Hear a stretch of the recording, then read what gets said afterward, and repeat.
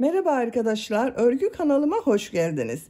Kız çocuklarımız için kolay ve güzel gökkuşağı desenli güzel bir şapka ve etekten oluşan takım yaptım bakın. Gökkuşağı renkleri kullandım arkadaşlar. Bakın etek örgüsü de bu şekilde oldu. Ben bugün bu etek ve şapkayı 1 yaşındaki bir çocuk için yaptım arkadaşlar. Kız çocuk için yaptım. Ama siz bu takımı her yaş çocuklarınız için yapabilirsiniz. Yeni doğan çocuklar için de yapabilirsiniz. 3, 4, 5 yaş her yaş çocuklar için yapabilirsiniz. Yetişkinler için de uygun bir model. Ben bugün bu gökkuşağı renklerini kullanarak bu takımı yaptım. Siz tercihinize göre her renk iplik ile yapabilirsiniz. Renkli değil, tek renk iplik ile de yapabilirsiniz arkadaşlar. Tercihinize göre istediğiniz renk ipliği kullanarak etek ve şapkayı tek renk iplik ile yapabilirsiniz. Ben bu etek anlatımını yaptım. YouTube kanalıma yükledim. Siz de bunun gibi güzel bir etek yapmak isterseniz bu eteğin olduğu YouTube linkini izlediğiniz bu videonun açıklama bölümüne ekliyorum. Biz bugün bu şapkayı yapacağız arkadaşlar. Siz o link üzerine tıklarsanız bu etekten de yaparak güzel bir set oluşturabilirsiniz. Şapka örgüsünde iplik olarak bakın çoğunluğunu kırmızı renk iplik kullandım. Ben 1, 2, 3, 4, 5, 6 renk iplik kullanmayı tercih ettim. Dediğim gibi siz bunu rengarenk yapabilirsiniz veya tek renk yapabilirsiniz. Bakın şu iplikleri kullandım ben. 6 renk iplik ile yaptım. Tercihinize göre her renk ipliği kullanabilirsiniz. Tığ olarak 5 numara 3 milimetre tığ kullandım. Siz elinizin sıklığına bunu 3,5-4 milimetre tığlarla yapabilirsiniz arkadaşlar. Eliniz sıkıysa yaptığınız örgü bu tığ kullanırsanız hem çok sert olur hem de ölçü benim yaptığım ölçüden küçük olur. Ben bugün şapkayı 1 yaş çocuk için yapıyorum. Sihirli halka içine trabzan yaparak başlıyoruz. Arttırmalar yapıyoruz. Bakın 7 trabzan, 2 zincir 7 trabzan olasıya kadar arttırma yapıyorum. Siz bunu daha büyük çocuk için yapmak istiyorsanız daha fazla arttırma yapabilirsiniz. Veya daha küçük çocuk için yapmak istiyorsanız küçük bebekler için daha az sayıda arttırma yaparak şapkanın örgüsünü tamamlayabilirsiniz. Ölçülerini videonun sonunda ölçüyorum. Oraya bakabilirsiniz arkadaşlar. İplik tığı hazırlayalım. Hep birlikte bu güzel şapka örgüsüne başlayalım. Örgü kanalıma abone değilseniz abone olmayı unutmayın lütfen arkadaşlar. Örgü kanalıma abone olmak ücretsiz. Hepinize kolay gelsin. İyi çalışmalar. Kırmızı renkli iplik ile başlıyorum. İlk önce şapkanın bakın buradan sihirli halka içine trabzan yaparak başlıyoruz. Sihirli halkayı yapmayı bilmeyen arkadaşlar için gösteriyorum. Bakın şu şekilde tutuyorum. Doladım. Parmağımın üzerinde bulunan ilmeğe tığ taktım. İplik aldım. Parmağımdan çıkarıyorum bakın. Bir zincir yaptım. Sağlamlaştırdım. Burada bir sihirli halka oluştu. 2 zincir yapıyorum. Bu sihirli halka içine 14 trabzan yapıyorum. 1 2 3 4 5 6 7 8 9 10 11 12 13 14 trabzan yaptım. İplik ucunu çekiyorum. Bakın şu şekilde iplik ucunu çektim. Şu ilk yaptığım ilmek ile ilmek kaydırma yaparak sırayı birleştiriyorum. Sıra başında bakın yaptığım 2 zincir değil. Trabzan yaptığım ilmek ile birleştirdim arkadaşlar. Burada 14 ilmek olması gerekiyor. Bu sırada model yerleştirmeye başlıyorum. Ben bu şapkayı 7 modelden yaptım bakın. Şu şekilde 2, 4, 6, 7 model yaptım. Siz yetişkin için yapıyorsanız bunu 8 modelli yapabilirsiniz. 8 model yapacaksanız 2 trabzan daha fazla yapmanız gerekir. Ben 14 trabzan yaptım. 7 model yerleştirme yapıyorum. 3 zincir yapıyorum. Bu ilk ilmek içine bir trabzan yapıyorum. Bakın 3 zincir ile birlikte 2 trabzan oldu. 2 zincir yapıyorum. Aynı ilmek içine 2 trabzan yapıyorum. Bakın 2 trabzan, 2 zincir, 2 trabzan oldu. Tığ üzerine iplik alıyorum. İplik ucunu da içinde tutuyorum bakın. Bir ilmek atlıyorum. Bu ikinci ilmeğe 2 trabzan, 2 zincir, 2 trabzan yapıyorum.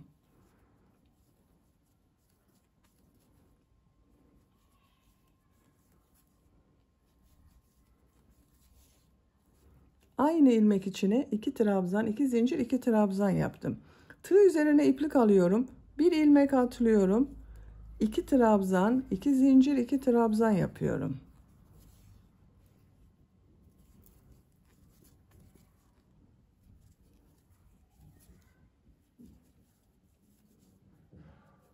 Tığ üzerine iplik alıyorum. Bir ilmek atlıyorum. 2 trabzan, 2 zincir, 2 trabzan yapıyorum. Bakın bu şekilde modeller oluyor. Sıra sonuna kadar devam edelim. Sıra sonuna kadar tamamladım. Sıra sonunda bakın 2 trabzan, 2 zincir, 2 trabzan yaptım. Bir ilmek boşlukta kaldı bakın. Bu bir ilmeği atlıyorum. Sıra başında yaptığım bakın 3 zincirin şu 3. zincir ile ilmek kaydırma yaparak birleştiriyorum. Bu sırada bakın bir ilmeğe 2 trabzan, 2 zincir, 2 trabzan yaparak modeller yaptık. Arada birer ilmek atladım. 1, 2, 3, 4, 5, 6, 7 model var arkadaşlar bir sıra üzerinde. 3. sıradayım. Bir ilmek kaydırma yapıyorum bakın. Diğer ilmeğe kaydırma yapıyorum. 3 zincir yapıyorum. Bu 3 zincirde bir trabzan, arttırma yerine 2 trabzan, 2 zincir, 2 trabzan yapıyorum. Bakın 3 zincir ile birlikte 3 trabzan oldu. 2 zincir, 2 trabzan. Bakın burada 2 ilmek var. Bir ilmek üzerine trabzan yapıyorum. Bakın model 3 trabzan, 2 zincir, 3 trabzan şeklinde oldu. Bu modelde bakın bir ilmek atlıyorum. Diğer modelde bir ilmek, toplam 2 ilmek atlıyorum. Şu ilmek üzerine bakın trabzan yapıyorum. Arttırma yerine 2 trabzan, 2 zincir, 2 trabzan yapıyorum. Bakın 3 trabzan oldu.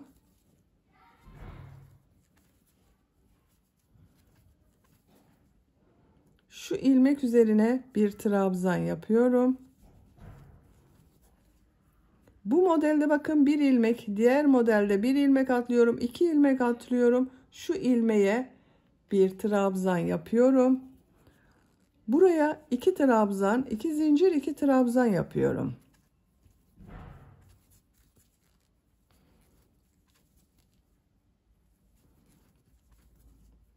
Bir trabzan yapıyorum. 2 ilmek atlıyorum, bir trabzan yapıyorum. Buraya 2 trabzan, 2 zincir, 2 trabzan yapıyorum.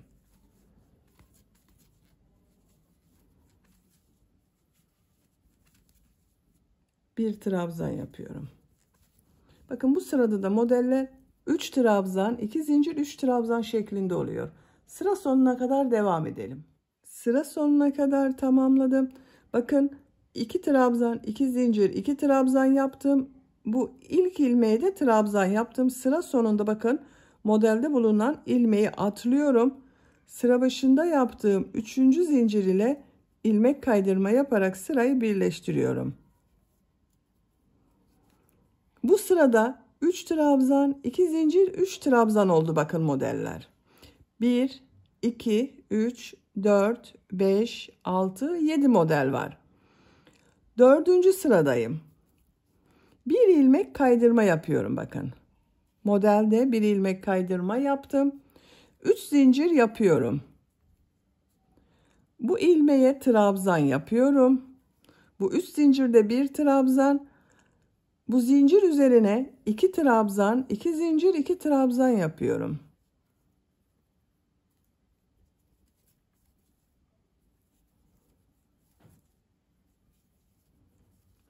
Bakın 2 zincir, 2 trabzan yaptım. 2 ilmek üzerine trabzan yapıyorum bakın. 1 2. Model 4 trabzan, 2 zincir, 4 trabzan oldu. Tığ üzerine iplik alıyorum. Bakın bir önceki modelde bakın şu ilmeği atlıyorum. Diğer modelde de ilk ilmeği atlıyorum. İkinci ilmeğe trabzan yapıyorum. 2 ilmek atladım. 2 trabzan yapıyorum. Bakın bu 2 trabzan, 2 zincir, 2 trabzan yaptıktan önce 2 ilmeğe trabzan yapıyoruz. Sonra da 2 ilmeğe trabzan yapıyoruz. 2 zincir üzerine 2 trabzan, 2 zincir, 2 trabzan yapıyorum.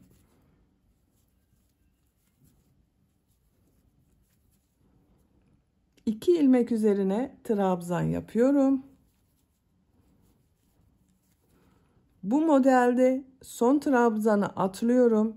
Diğer modelde ilk trabzan atlıyorum. Bu ilmeğe ve diğer ilmeğe trabzan yapıyorum. Bakın 2 trabzan yaptım. Arttırma yerine 2 trabzan, 2 zincir, 2 trabzan yapıyorum.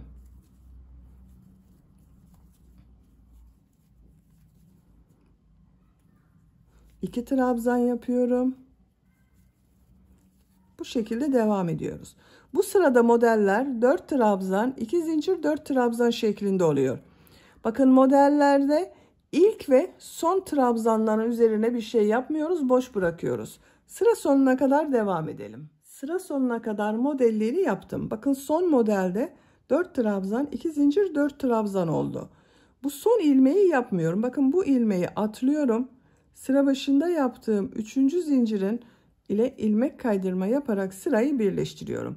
Bu sırada modelleri 4 trabzan, 2 zincir, 4 trabzan şeklinde yaptım. Bakın yine 1, 2, 3, 4, 5, 6, 7 model var.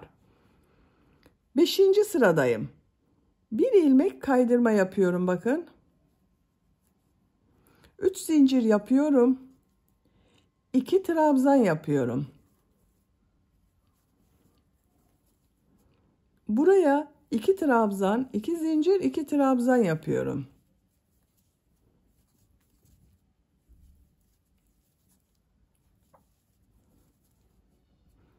Üç trabzan yapıyorum. 1 2 3. Bakın modelde son trabzanı atlıyorum. Diğer modelde ilk trabzan atlıyorum. 2 ilmek atlıyorum. Bu ilmeğe trabzan yapıyorum. 3 trabzan yapıyorum. Buraya 2 trabzan, 2 zincir, 2 trabzan yapıyorum.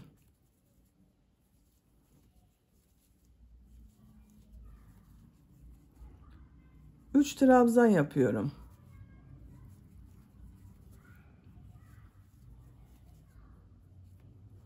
Bakın arkadaşlar, bu sırada 5 trabzan, 2 zincir, 5 trabzan oluyor. 2 4 5, 2 zincir, 5 trabzan oluyor. Sıra sonuna kadar devam edelim.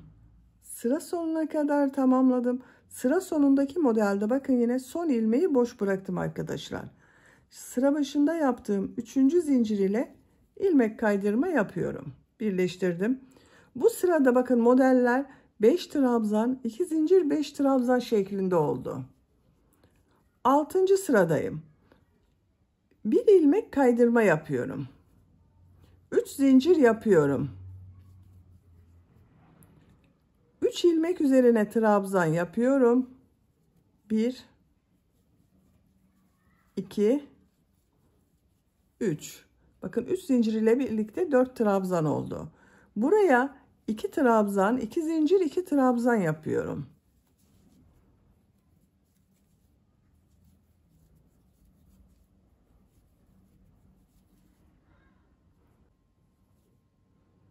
Dört trabzan yapıyorum.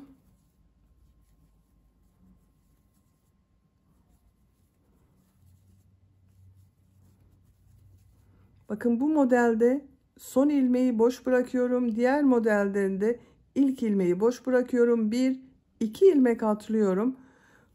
Bu ilmek üzerine trabzan yapıyorum. 4 trabzan yapıyorum. Bakın 4 trabzan yaptım. Arttırma yerine 2 trabzan, 2 zincir, 2 trabzan yapıyorum.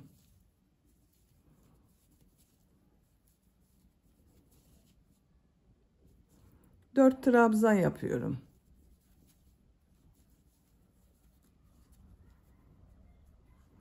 Bu sırada 6 trabzan, 2 zincir, 6 trabzan olacak arkadaşlar. Sıra sonuna kadar devam edelim. Sıra sonuna kadar tamamladım. İlmek kaydırma yaparak sırayı birleştirdim. Bu sırada 6 trabzan, 2 zincir, 6 trabzan oldu. 7. sıradayım. Bir ilmek kaydırma yapıyorum. 3 zincir yapıyorum. 4 ilmek üzerine trabzan yapıyorum.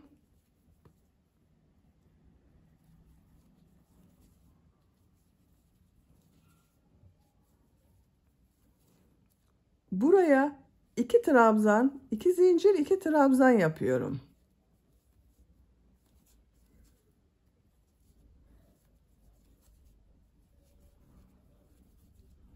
Bu 5 ilmek üzerine trabzan yapıyorum. Bakın 2, 4, 6 trabzan var. 5 ilmek üzerine trabzan yapıyorum.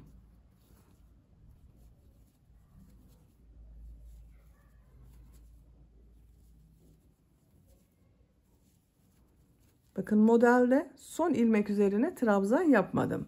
Bu sırada 2, 4, 6, 7, 2 zincir yaptım. 7 trabzan oldu arkadaşlar. 7 trabzan, 2 zincir, 7 trabzan oldu.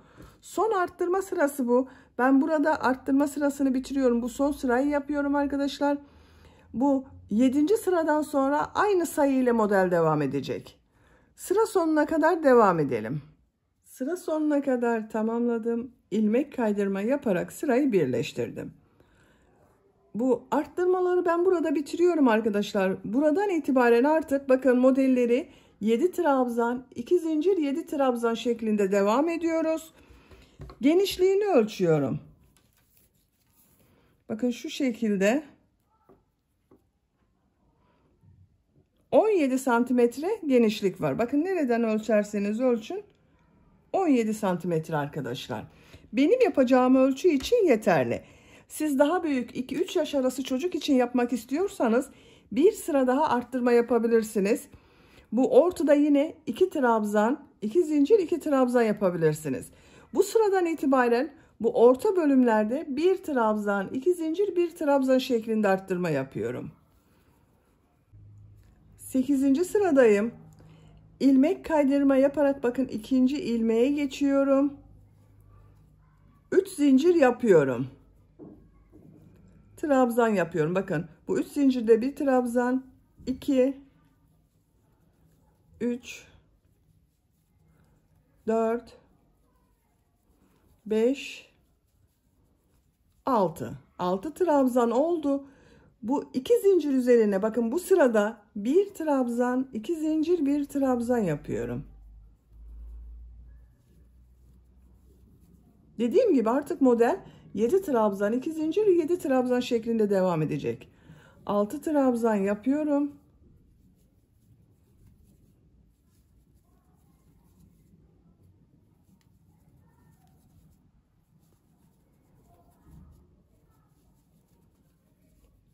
Bakın 6 trabzan yaptım. 2, 4, 6, 7, 2 zincir yaptım. 2, 4, 6, 7 trabzan oldu. Bu modelden bir ilmek atlıyorum. Diğer modelden bir ilmek atlıyorum. 2 ilmek atlıyorum. Modelde ikinci ilmeğe trabzan yapıyorum. 6 trabzan yapıyorum.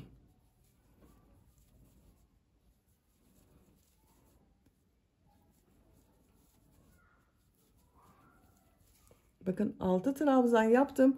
Zincir üzerine bir trabzan, 2 zincir, 1 trabzan yapıyorum. 6 trabzan yapıyorum.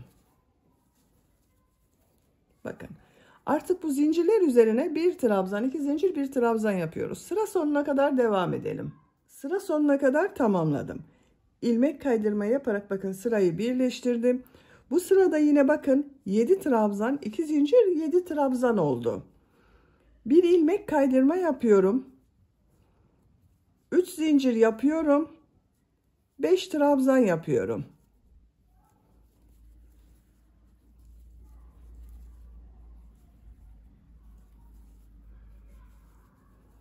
Bakın 5 trabzan yaptım. Bu 3 zincir ile birlikte 6 trabzan oldu. Buraya 1 trabzan, 2 zincir, 1 trabzan yapıyorum.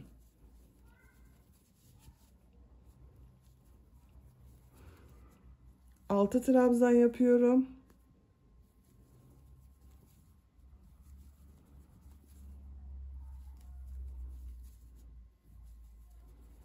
Bakın son ilmeği boş bırakıyorum. 1 2 ilmek atlıyorum. Diğer modelde ikinci ilmeğe trabzan yapıyorum. Aynı yapıyoruz arkadaşlar. Modeller artık 7 trabzan, 2 zincir, 7 trabzan şeklinde olacak. Sıra sonuna kadar devam edelim. Sıra sonuna kadar tamamladım. İlmek kaydırma yaparak birleştirdim. Kırmızı renkli ipliği burada kesiyorum. Başka renk ipliğe başlıyorum arkadaşlar. Siz bu şapkayı tek renk yapıyorsanız aynı renk iplik ile devam edebilirsiniz. Kaçıncı sıra olduğunu sayıyorum. Bakın, sihirli halka içine trabzan yaparak başladım. 1, 2, 3, 4, 5, 6, 7, 8, 9. 9 sıradan sonra bu renk ipliği kesiyorum.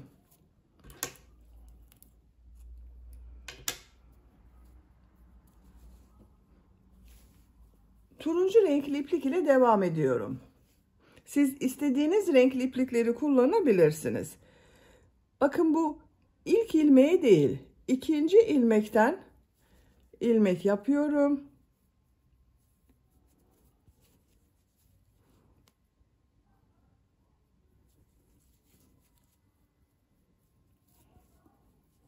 Üç zincir yapıyorum. Bu da bir trabzan. 5 trabzan yapıyorum. Bakın, bununla 6 trabzan oluyor.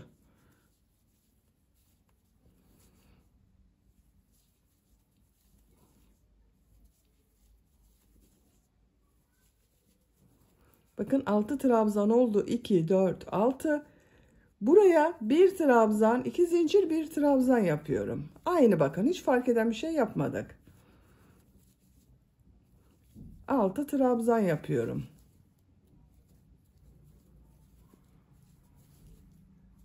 Sıra sonuna kadar devam edelim. Renk sıralamasını tercihinize göre istediğiniz kadar yaparak şapkanın örgüsüne devam edelim. Şapka örgüsünü yapacağım ölçüye göre tamamladım. Bakın, 9 sıra kırmızı renkli iplik ile yaptım. 2, 4, 6, 8, 9. 2 sıra turuncu renk iplik ile yaptım.